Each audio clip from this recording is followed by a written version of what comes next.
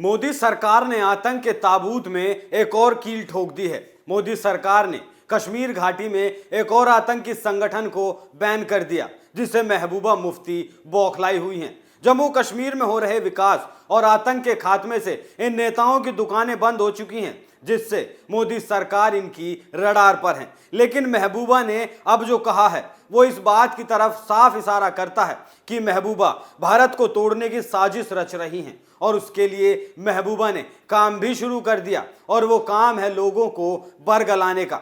महबूबा को गांधी का भारत पसंद था, मोदी का भारत महबूबा को पसंद नहीं आ रहा। जय श्री राम, मैं हूं आपके साथ अभिषेक पुंडीर और आप देखना शुरू कर चुके हैं कैपिटल टीवी का स्पेशल शो थर्ड आई।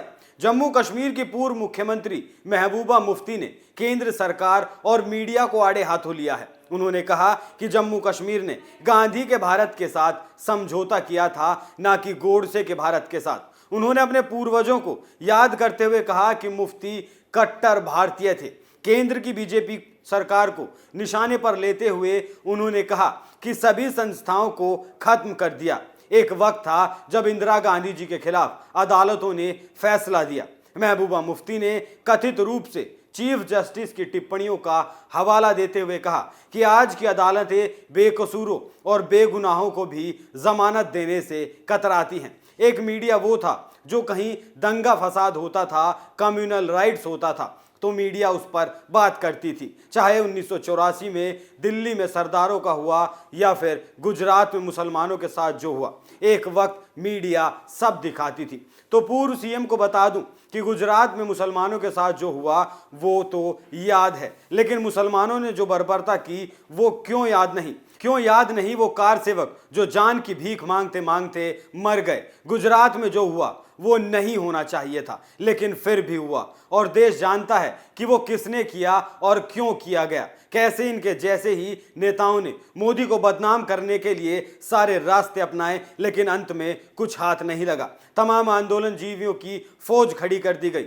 अफसरशाही को खड़ा कर दिया, और बिकाऊ मीडिया ने मोदी पर खूब कीचड़ उछाला। लेकिन अंत में देश ने देखा उस साजिश को जो रची गई थी। तो महबूबा अपनी साजिश में गुजरात दंगों को शामिल ना ही करें तो बेहतर रहेगा। मुफ्ती ने आगे कहा, मगर आज की मीडिया अगर मुद्दों पर बात करता तो स्टीन स्वामी जेल में यूं नहीं मरते। अगर मीडिया बात करता तो वो दिखाता कि इस वक्त जम्मू कश्मीर फौज की छावनी बना है, हमें फौज से कोई दिक्कत नहीं। लेकिन बीजेपी कहती है कि जम्मू कश्मीर में हालात सुधर गए तो इन फौज को वापस भेज दिया जाए, लेकिन आप उल्टा कर रहे हैं और लोगों के हाथों में हथियार दे रहे हैं। महबूबा भूल रही हैं कि जिस फौज को वो वापस भेजने की बात कर रही हैं, हालात पर काबू उस सेना ने ही किया है। राजौरी में जो कायराना हरकत इन कायरों ने की, वैसी हरकत दोबारा ना हो उसके लिए सेना का वहां रहना जरूरी है। और रही बात मीडिया की, तो मीडिया देश की सुरक्षा के साथ खिलवाड़ नहीं कर सकता। मीडिया वहां पनप रहे आतंकवाद का महिमा मंडन नहीं कर सकता, और वहां के हालात कितने बेहतर हुए हैं उसके लिए आपके सामने कुछ आंकड़े भी रखता हूं।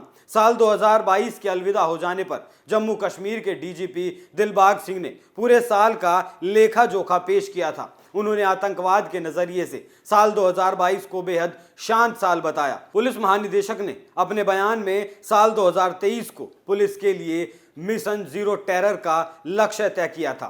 इस साल आतंकी नेटवर्क को ध्वस्त करना ही उनकी प्राथमिकता रहेगी। आईपीएस दिलबाग सिंह ने यह बयान 31 दिसंबर 2022 को दिया था। मीडिया रिपोर्ट्स के मुताबिक पिछले 12 महीनों के अंदर नए आतंकियों की भर्ती में तेजी से कमी आई। इसी के साथ उन्होंने सुरक्षा बलों को होने वाले जान माल के नुकसान में भी काफी गिरावट होने की जानकारी दी। उन्होंने बताया कि 2022 में ही लश्कर और जैश से जुड़े 56 पाकिस्तानियों सहित 186 आतंकियों को मार गिराया गया। साथ ही 4 से 5 आतंकियों से बने कुल 146 आतंकी समूहों को खत्म कर दिया गया, जिन्हें चुनिंदा और टारगेट किलिंग के साथ साथ ग्रेनेड और आईईडी हमलों को अंजाम देने का काम सौंपा गया था। उनका भी साल 2022 में भंडाफोड़ किया गया। इसके अलावा 159 आतंकियों को गिरफ्तार भी किया गया। आतंकियों की नई भर्ती के आंकड़े पेश करते हुए दिलबाग सिंह ने कहा था कि 2022 में कुल 100 नए आतंकियों ने देश के खिलाफ हथियार उठाए थे। ये संख्या साल 2021 के से 37% कम बताई गई। 2022 में बने 100 नए आतंकियों में से 17 को गिरफ्तार किया गया, जबकि 18 की तलाश जारी है। बाकी 65 आतंकियों को अलग अलग मुठभेड़ों में मार गिराया गया। तो ये था कश्मीर का ताजा आंकड़ा। महबूबा इतने पर ही नहीं रुकी, आगे भी सुनिए महबूबा क्या कहती हैं। महबूबा मुफ्ती ने लोगों को संबोधित करते हुए कहा कि बीजेपी जो हिंदुस्तान बना रही है वो गोडसे का हिंदुस्तान है। हमने इनके साथ हाथ नहीं मिलाया, हमने उनके साथ हाथ मिलाया जो गांधी नेहरू का हिंदुस्तान था। उन्होंने कहा कि आज रोज छापे मारे जाते हैं, नौजवान उठाए जाते हैं। एक बात की मैं सबसे अपील करती हूं, कुछ भी करो लेकिन हिम्मत मत हारना। उन्होंने आगे कहा कि चाहे कोई भी देश कितना भी ताकतवर हो, कोई भी देश अपने लोगों के साथ नहीं लड़ सकता।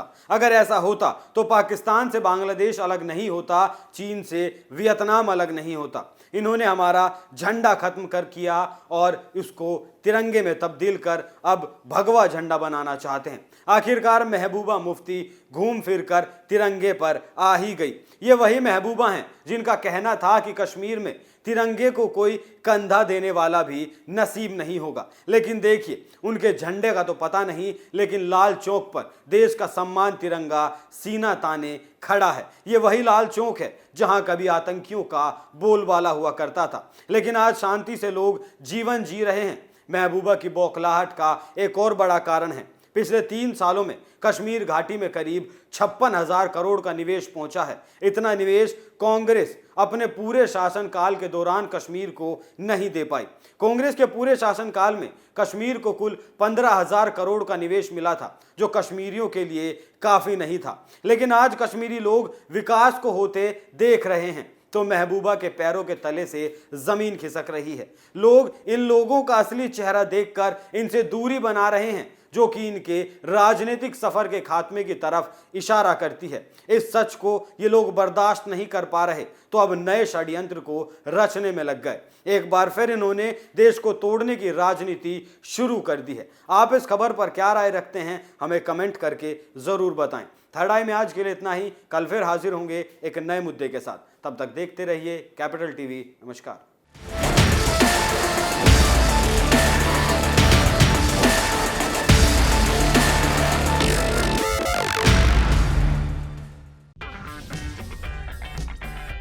अगर आपको हमारा वीडियो पसंद आया हो तो इसे लाइक करें, हमारे चैनल को सब्सक्राइब करें और हाँ, बेल आइकन दबाना ना भूलें ताकि आप तक हमारे वीडियो की नोटिफिकेशन पहुंचती रहे।